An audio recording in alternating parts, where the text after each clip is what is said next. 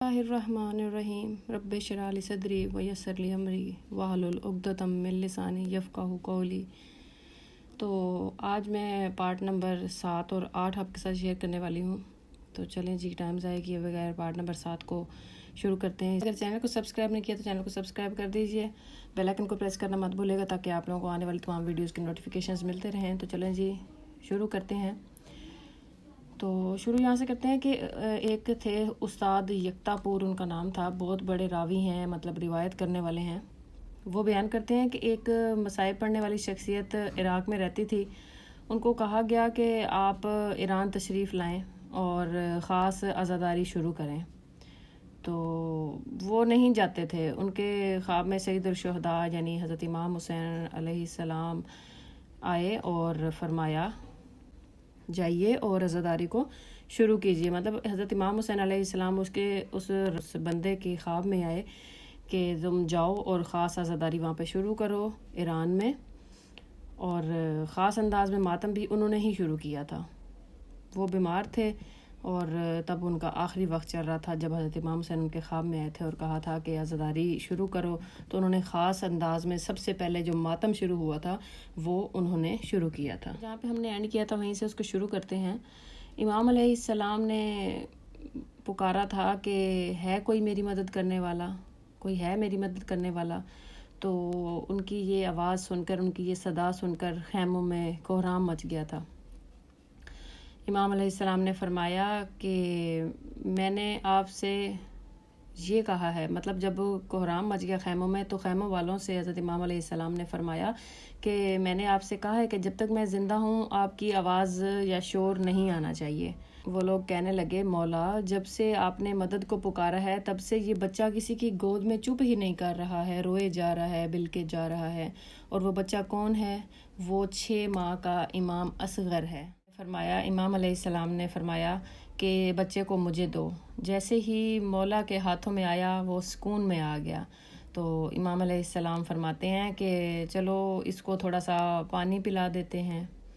امام ان کو قرآن کی طرح، بلکہ قرآن تو نہیں کہہ سکتے، قرآن کے پارے کی طرح اٹھائے ہوئے باہر لے گئے خیموں سے، اور ان کو اس طرح جیسے بلندی پہ ایک چیز کو رکھتے ہیں اس طرح سے بلندی پر لے جا کر فرمایا کہ جو دشمن تھے ان کے سامنے جا کر فرمایا کہ مجھ پر اگر تم لوگوں کو رحم نہیں آتا اس معصوم پر تو رحم کرو، مجھ پر تمہیں رحم نہیں آتا، مجھے تم پانی پینے کو نہیں دیتے، میری آل کو پانی پینے کو نہیں دیتے، اس بچے معصوم پر جو کہ 6 ماہ کا ہے، بلک رہا ہے پیاس سے، اس کی زبان اس طرح سے ہل رہی ہے پیاس کی وجہ سے جس طرح ایک مچھلی پانی کے بغیر تڑپتی ہے، تو اس معصوم پر تو رحم کرو۔ امام نے ان کو نیچے رکھ دیا۔ کچھ جگہ پہ آتا ہے کہ ہاتھ میں اس طرح اونچا پکڑے ہوئے تھے، اور کچھ جگہ لکھا آتا ہے کہ انہوں نے حضرت علی اصغر کو نیچے رکھ دیا تھا۔ علی اصغر کے منہ میں زبان بہت زیادہ تڑپ رہی تھی، بہت زیادہ بلک رہے تھے وہ پیاس سے، جیسے ایک مچھلی ہوتی ہے نا، پانی سے اس کو نکال دیا جائے تو وہ تڑپتی ہے۔ آپ اس کیفیت کو سوچیں اور دیکھیں کہ ان کی زبان اس طرح سے تڑپ رہی تھی۔ دشمن نے سوچا کہ کہیں یہ ایک چھوٹا سا بچہ ان کو جنگ نہ جتوا دے۔ ان کو ایک خوف ہوا، مطلب اتنے وہ بزدل لوگ تھے، ان کو ایک بچے سے ڈر لگ گیا۔ انہوں نے کہا کہ کہیں یہ بچہ جو ہے وہ ان کو یہ جنگ نہ جتوا دے، تو انہوں نے کیا کیا، جلدی سے حکم دیا تیر چلانے کا۔ اپنے بندوں کو اس شمر نے حکم دیا تیر چلانے کا، تو اس نے 3 منہ والا تیر اس نے چھوڑا امام اصغر کے اوپر۔ اللہ اکبر، اللہ اکبر۔ وہ تیر آ کر اس طرح سے لگا، اس کا ایک حصہ ان کی چھاتی میں لگا، ایک اس کا تیر کا حصہ گردن میں لگا، ایک دھڑ سے نیچے لگا۔ اس طرح آ کر لگا وہ تیر کہ علی اصغر اپنے بابا کے ہاتھ میں پلٹ گئے۔ مطلب ان کا منہ اپنے بابا کی طرف تھا، انہوں نے پلٹ کے اپنا منہ ادھر کو کر لیا ہے ہاتھوں میں، لیکن منہ ادھر کو کر لیا، پلٹ گئے ان کی گود میں، ان کے ہاتھوں میں، کیونکہ پیارے علی اصغر تھے تو معصوم، لیکن وہ نہیں چاہتے تھے کہ بابا اس کیفیت کو دیکھیں، کیونکہ بابا اس کیفیت کو کیسے دیکھ سکتے تھے۔ ایک شیر خوار بچہ ہے، اس کو 3 منہ والا تیر لگا ہوا ہے جسم میں، تو وہ باپ کس طرح سے برداشت کرے گا، وہ باپ کس طرح سے اس کو دیکھے گا۔ تو اس وجہ سے وہ ان کے ہاتھوں میں پلٹ گئے، ان کی پیاس بجھ گئی، اور اب یہ مرجھایا ہوا پھول کھل گیا۔ یہ معصوم سا پھول خون سے لت پت تھا، اپنی خون سے ان کی پیاس بجھ گئی۔ امام نے اپنے چہرے پر ان کا چہرہ لگایا۔ بڑے بڑے لاشیں آئے لیکن امام نہیں تھکے۔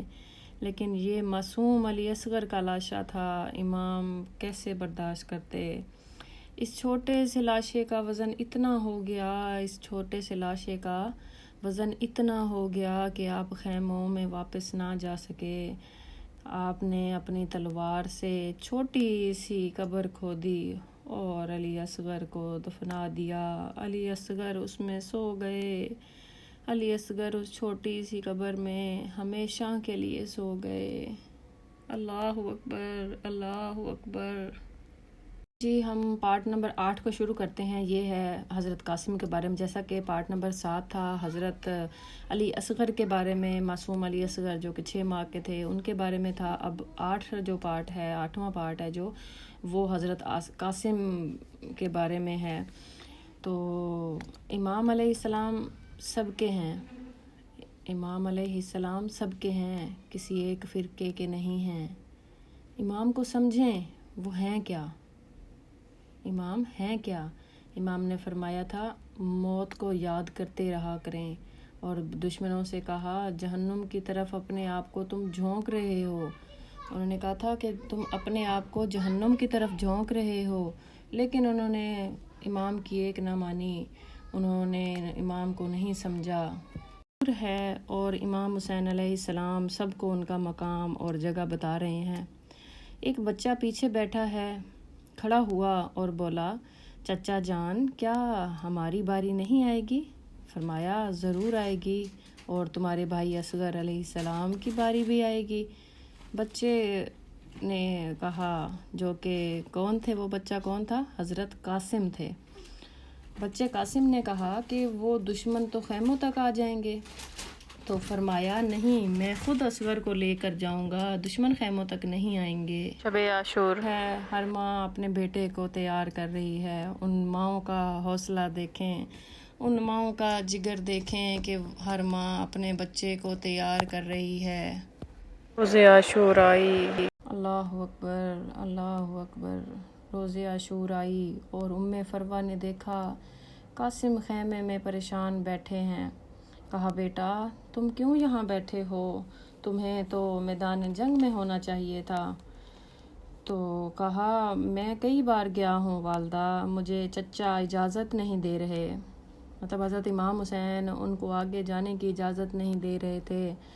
ام فروہ نے فرمایا کہ بیٹا قاسم، تمہارے بابا نے مجھے تمہارے بازو پر بچپن میں ایک تعویذ باندھا تھا، انہوں نے وہ تعویذ تمہاری بازو پر بچپن میں باندھا تھا، تو فرمایا تھا کہ جب بھی زندگی میں بڑی مشکل آن پڑے تب اس تعویذ کو کھول دینا۔ تو اب وہ وقت آ گیا ہے بیٹا، کھولو اس تعویذ کو۔ علیہ السلام تعویذ کو کھولتے ہیں اور کیا دیکھتے ہیں؟ تعویذ میں لکھا تھا میرے بیٹے قاسم، جب میدان جنگ میں تمہارے چچا کو چاروں طرف سے دشمن نے گھیر لیا ہو تو تم اپنے چچا کے لیے اپنی جان دینے سے منع مت کرنا۔ اب قاسم بہت ہی ہمت سے میدان جنگ کی طرف چلا۔ جب امام علیہ السلام نے ان کو دیکھا تو وہ سمجھ گئے، ان کی چال کو دیکھ کر سمجھ گئے کہ یہ کوئی سفارش لے کر آیا ہے۔ کہ چچا بھتیجا ایک دوسرے کے گلے لگ کر اتنا روئے کہ بے ہوش ہو گئے۔ کئی جگہوں پر لکھا آتا ہے کہ بار بار بے ہوش ہو جاتے تھے، اٹھ جاتے تھے، پھر بار بار بے ہوش ہو جاتے تھے۔ وہ بڑی پھرتی سے، بڑے جوش سے میدان جنگ میں آ رہے تھے۔ امام سمجھ گئے کہ کوئی سفارش لے کر آ رہے ہیں۔ بس پھر کیا تھا کہ چچا بھتیجا گلے لگ کر اتنا روئے کہ بے ہوش ہو گئے۔ بہت جگہوں پر لکھا آتا ہے کہ بہت بار بے ہوش ہوئے تھے۔ تو امام نے پھر کیا کیا؟ امام نے قاسم کو گھوڑے پر سوار کیا ان کا سر معصوم سا سر تھا، چھوٹا تھا، تو وہاں پر وہ چھت سر پر وہ جو لوہے کی جو ایک کیا کہہ سکتے ہیں ٹوپی کی طرح ہوتی ہیں وہ پہناتے تھے میدان جنگ میں، وہ بھی ان کے سر پر پوری نہیں آ رہی تھی، تو بس انہوں نے امامہ باندھ دیا ان کے سر پر، کہ معصوم سے سر پر انہوں نے لڑنا شروع کیا۔ حضرت علی قاسم نے لڑنا شروع کیا اور ایک کے بعد ایک دشمن کو جہنم واصل کرتے رہے۔ دشمن نے پیچھے سے وار کیا، سامنے سے وار نہیں کر سکتا تھا، دشمن نے پیچھے سے وار کیا اور ان کے سر پر وار کیا۔ اللہ اکبر! ان کا سر پھٹ گیا تو توازن کھو بیٹھے، ان کا توازن قائم نہ رہ سکا اور چہرے کے بل گر پڑے۔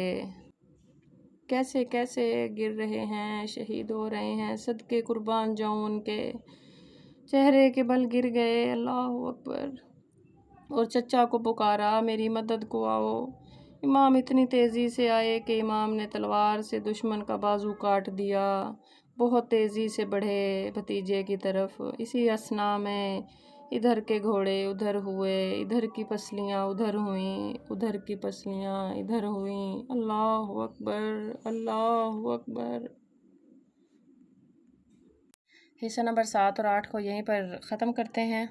میں آپ سے ملوں گی اگلے حصے میں، اگلی ویڈیو میں۔ ویڈیو پسند آئی تو لائک کر دیجیے گا، شیئر کر دیجیے گا تاکہ اوروں کے نالج میں بھی اضافہ ہو سکے، اور چینل کو اب تک سبسکرائب نہیں کیا تو سبسکرائب کر دیجیے۔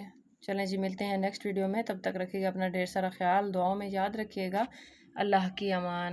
نعرہ حیدری یا علی!